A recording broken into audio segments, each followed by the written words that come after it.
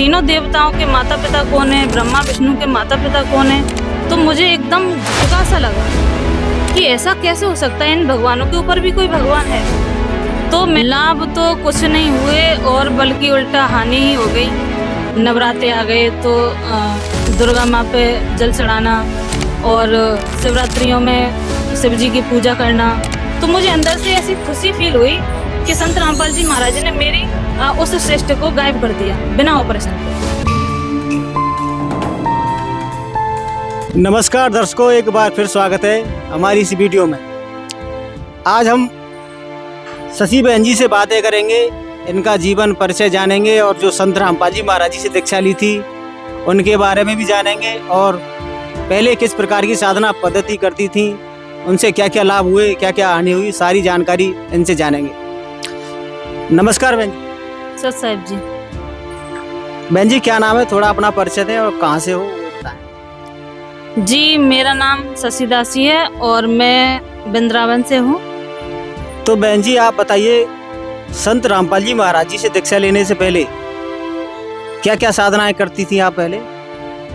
जी, पहले हम भी यही समाज की तरह सारी साधना करते थे। जैसे कि नवरात्रे आ गए तो दुर्गा माँ पे जल चढ़ाना और शिवरात्रियों में शिव जी की पूजा करना, उन पे जल चढ़ाना, तो यही सारी साधना करते थे। फिर उसके बाद हमारी शादी हुई तो हमारे ससुराल में सब साकार बिस्वरी से जुड़े हुए हैं। पहले अब नारायण हरि बोलते हैं उनको, तो फिर उनके सत्संग में जाने लगे। तो यही सारी साधनाएं करते थे जो अभी जगत लोग कर रहे हैं। आपने जो साकार नारायण हरि के बारे में बताया, उससे पहले भी कोई गुरु वगैरह बना रखे थे वृंदावन में? जी नहीं, उनसे पहले कोई नहीं, यही भोले बाबा ही हम बना रखे थे, इन्हीं को मानते थे। लगभग कब से मानने थे उन्हें? जब से शादी भी नहीं हुई थी, हो गए कोई 15 साल करीब। अच्छा, 15 साल से आप साकार बिस्वरी जो भोले बाबा है उनसे जुड़ी हुई थी। उन जो साधना पद्धति या वो क्रिया बताते थे, उनसे क्या क्या लाभ हुए आपको? लाभ तो कुछ नहीं हुए और बल्कि उल्टा हानि ही हो गई। मेरे सिस्ट हो गई थी बच्चेदानी में, तो उनका ऑपरेशन हुआ। ऑपरेशन होने के बाद कुछ दिन बाद फिर अल्ट्रासाउंड कराया तो डॉक्टरों ने बताया कि आपके फिर सिस्ट हो गई हैं, फिर से ऑपरेशन करना पड़ेगा और काफ़ी बड़ी हो गई है। तो मैंने कहा कि अब मुझे ऑपरेशन तो कराना नहीं है, अब जो होगा सो देखा जाएगा। उसके बाद मैंने संत रामपाल जी महाराज से नाम दीक्षा ली। मेरे पापा जुड़े हुए थे मायके से, तो उन्होंने मुझे ज्ञान गंगा पुस्तक दी पढ़ने के लिए। तो मैंने ज्ञान गंगा पुस्तक पढ़ी, उसमें मैंने देखा, उसमें लिखा कि तीनों देवताओं के माता पिता कौन है, ब्रह्मा विष्णु के माता पिता कौन है, तो मुझे एकदम झटका सा लगा कि ऐसा कैसे हो सकता है, इन भगवानों के ऊपर भी कोई भगवान है।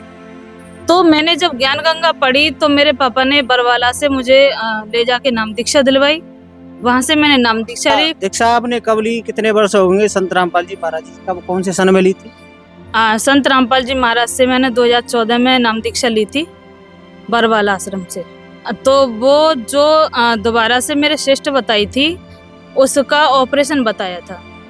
तो मैंने सोच लिया था कि जो भी करेंगे अब संत रामपाल जी महाराज करेंगे, मुझे ऑपरेशन नहीं कराना, कुछ भी हो जाए।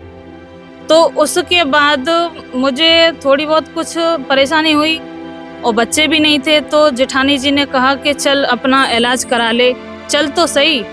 तो वो मुझे ले गई, तो मैंने अल्ट्रासाउंड कराया, डॉक्टर ने लिखा, सारी जांचें कराई, तो अल्ट्रासाउंड में मेरे सिस्ट नहीं आई संत रामपाल जी महाराज से नाम दीक्षा लेने के बाद। तो मुझे विश्वास नहीं हुआ कि ऐसा कैसे हो सकता है। तो मैं उस रिपोर्ट को लेकर डॉक्टरनी के पास दोबारा गई, तो उनसे पूछा कि मैम इसमें सिस्ट नहीं है कहीं? तो उन्होंने मुझे डांट दिया, क्यों, तुम्हें कोई डाउट है क्या? कि नहीं आप बता दो मुझे कि नहीं ऐसा कुछ नहीं है। तो मुझे अंदर से ऐसी खुशी फील हुई कि संत रामपाल जी महाराज ने मेरी उस सिस्ट को गायब कर दिया बिना ऑपरेशन के। तो मुझे ये बहुत ही लाभ मिला संत रामपाल जी महाराज से नाम दीक्षा लेने के बाद। कोई श्रद्धालु संत रामपाल जी महाराज जी से दीक्षा क्यों ले, क्या खास बात है संत रामपाल जी महाराज जी? क्योंकि वो शास्त्रों के अनुसार भक्ति बताते हैं। संत रामपाल जी महाराज से नाम दीक्षा लेने के बाद हर किसी को लाभ मिलता है, ये गारंटेड बात है।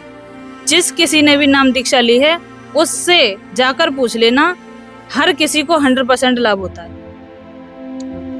कोई श्रद्धालु संत रामपाल जी महाराज जी से लाभ लेने वाली दीक्षा प्राप्त करना चाहे, वो कैसे प्राप्त कर सकता है, कोई है? हाँ, संत रामपाल जी महाराज का शाम को 7:30 से 8:30 बजे तक साधना चैनल पर सत्संग चलता है। उस पर एक पट्टी चलती है, उसमें नंबर दिए जाते हैं। उन नंबरों पे कॉल करें। कॉल करने के बाद वो आपको बताएंगे। अब तो संत रामपाल जी महाराज ने बहुत ही आसान कर रखा है, हर जिले में नामदान सेंटर खुलवा रखे हैं, तो वो आपको वहाँ का नंबर देंगे। आप अपने नज़दीकी नामदान सेंटर पे जाके नाम दीक्षा ले सकते हैं।